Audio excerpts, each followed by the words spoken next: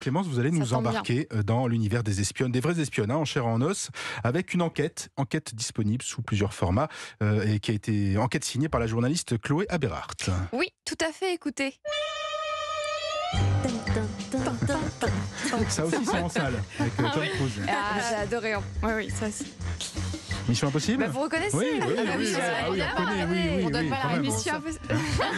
On laisse comme ça. Mission Impossible, et oui, ma saga préférée, ex aequo avec Indiana Jones et Star Wars. Il s'agit du générique cultissime de Mission Impossible, et je n'ai pas choisi ce générique au hasard. Jean. Oui, alors allez-y, c'est quoi là? Allez, vendez la Parce mèche. que, oui, parce que dans le livre, une certaine Jonah témoigne, et c'est une de mes histoires préférées.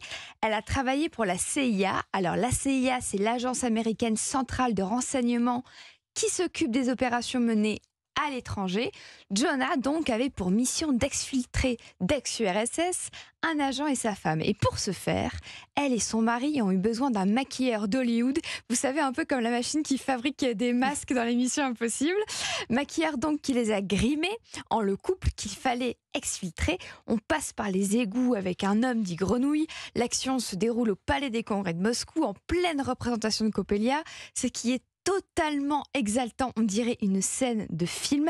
Et sachez que le couple d'espions n'a pas su si leur mission avait réussi ou non. Et oui, c'est la dure règle du jeu. Alors, c'est une histoire qui est dingue, Oui. c'est une histoire qui est vraie. C'est à retrouver sous quel format déjà?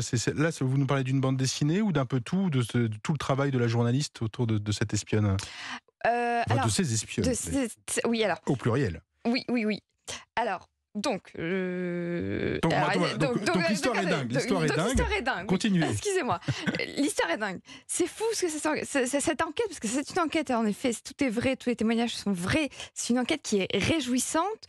Alors, certes, ce n'est pas tout le temps aussi spectaculaire que l'histoire que je viens de raconter. On découvre par exemple qu'à la DST, donc la direction de la surveillance du territoire chargée du contre-espionnage en France, créée après la Seconde Guerre mondiale.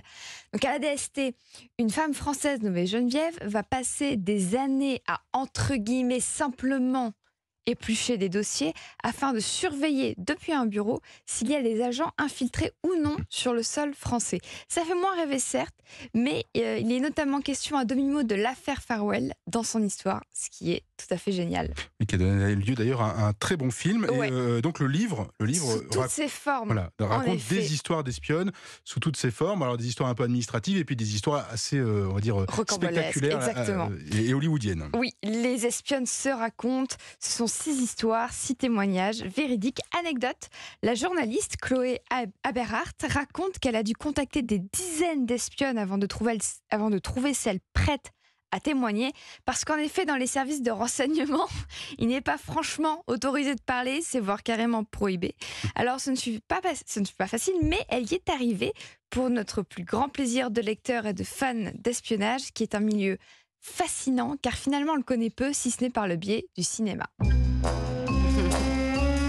On doit trouver ou pas là? Voilà, là, quand même. Parce qu'on doit donner la réponse. C'est la musique de quoi? De James Bond, là, mais Caro. voilà, deuxième. James Bond, et oui, bien joué, je reconnais mes fans. Dans le livre, donc, les espions racontent, on passe de Paris à Washington, en passant par Tel Aviv ou encore par Moscou. Donc, que ce soit au service de la CIA, du KGB, de la DST, du Mossad, de la Stasi, de la DIA.